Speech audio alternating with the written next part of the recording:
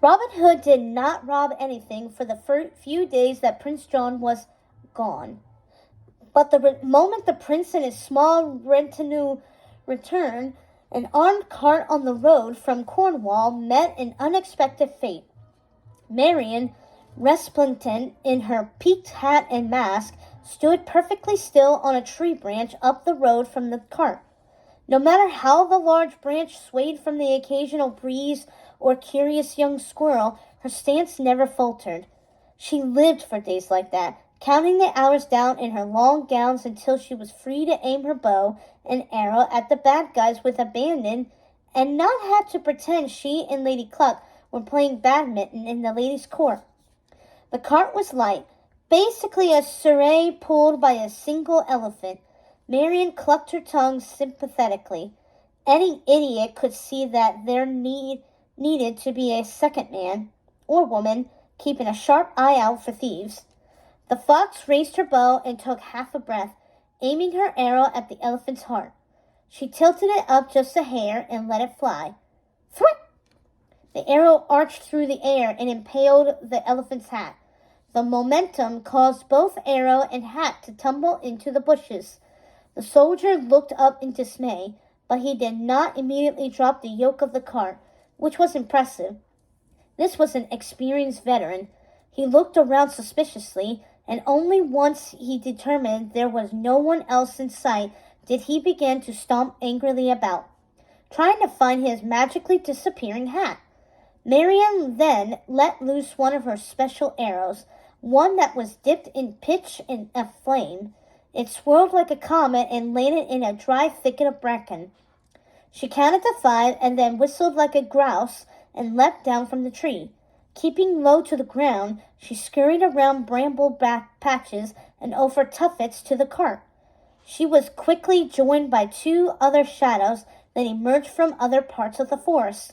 The smaller one ran like she did, his namesake Redtail swirling elegantly behind him like a flame. Very much less elegant, Little John had disguised his large body with piles of fern snitched into the back of his coat. It really was uncanny how, when he stood still, you couldn't see him at all. All 3 had just made it to the cart when the bracken finally caught, sending up smoke and flames with a sudden whoosh. What now? The war elephant roared, spinning around. Fairies? Pixies? I'm being haunted! With the guard now distracted, Little John used his massive paws to scoop the bags of money out of the cart and hand them to Red and Robin.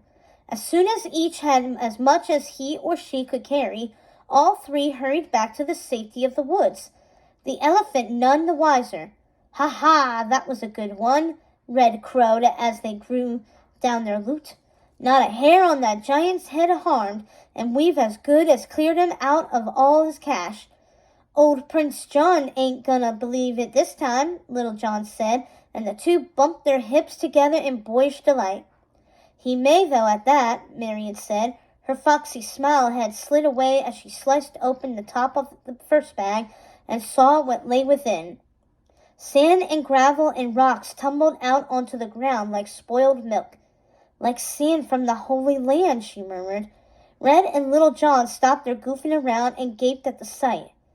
Then Red laughed, a good-natured throaty bark. "Oh, he got you good there. The prince is way ahead of you. Checkmate."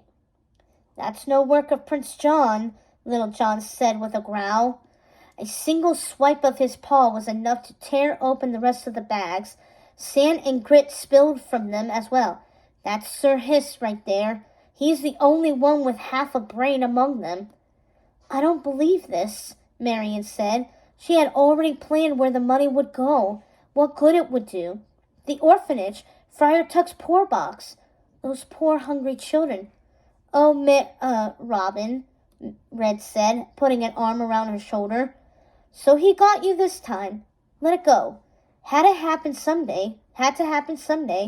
We'll just get him where it hurts next time." "Twice as much," Little John promised with a wink. "All right," she said, taking a deep breath. "Next time. Then, merry men of mine,